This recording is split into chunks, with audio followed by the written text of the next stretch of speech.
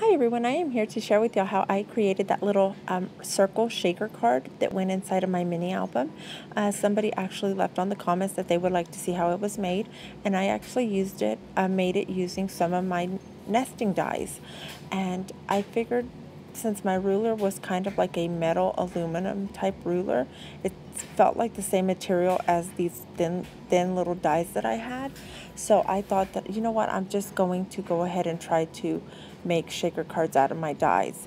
And so here I taped off the top part of the circle so that I wouldn't go over it, and so that it would also hold the circle in place, so that I can then have an opening so I can throw my sequins inside. And if you don't have these dies, I'm pretty sure that you can use a metal jar lid of any kind. I'm pretty sure that it would work. Just tape it up like I did on the top so that you can have an opening, and then you're going to tape it on the bottom. Whenever you put the sequins in, you're going to line it up and tape it on the bottom so that you can go ahead and finish up the top. And so here I'm going to share with you how it is open on the top. And I'm just going to throw some of my sequins that I have in my stash, but first I'm going to cut it out to make it smaller so that it's easier to turn.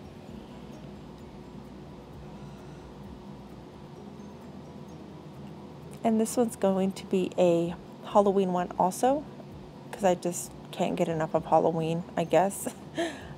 So yeah, here is some purple and green, and I got these sequins, I believe.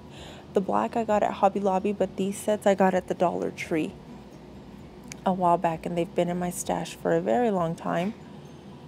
And then I'm going to throw in, because it is a big pocket, I'm going to throw in some die cuts that I had cut out that I did not use in that mini album that I had created. And I'm just basically filling the shaker card here.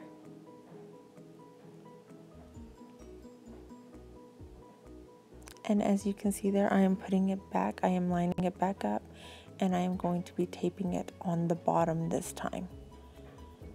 And you can use any kind of tape, but I found that packaging tape works best because it is stickier than the washi tape on that, on the 12 by 12 insert sheet that I am using.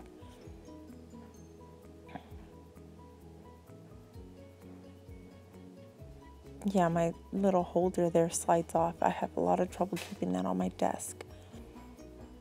And so I'm just going to basically trim around the edges, and I'm going to leave a little overhang so that I can make holes in it if you want to make holes and put it into a mini album. Or you can just cut it around and make one hole. It's up to you. Or you can cut it and make it holes for your planners. It's so much fun creating these. And I was going to use the ruler, but I decided to freehand because I could actually see where I was going, and that actually worked out better for me. Just make sure not to burn yourself because it is very hot. And I have not figured out a way to do it without the fuse tool, so you do really need to have the fuse tool for this process. And as you can see there, I was just showing you where you could punch the holes. I didn't punch any because I haven't decided what I'm going to use that for. And then here is the Lawn Fawn stitched 3x4 journaling die. And I am going to use this one as well just to show you. The square one kind of would move around and slide, so you just got to be real careful with it so that your lines will end up where they need to be. But you just basically go around it the same way. I went around the inside versus the outside so that it could fit into a 3x4 insert, or you can put it in a card, but I actually leave an overhang just in case I want to put it in my planner so that I can punch holes in it. And here I'm just cutting it out, and I realize that it's kind of still short to fill, so I am going to tape it, and I'm going to tape the bottom half so that I can move it up just a little bit so that I can have enough room to fill and it doesn't come out. You know, the sequins won't come out while I'm filling the insert or the little shaker card. And I'm just going to be putting some die cuts in there, and that's what I like about the bigger shaker cards, because you can add bigger die cuts. I couldn't think there for a second. And I'm just going to throw in a couple of green sequins and a couple of gold, and I'm going to seal it up.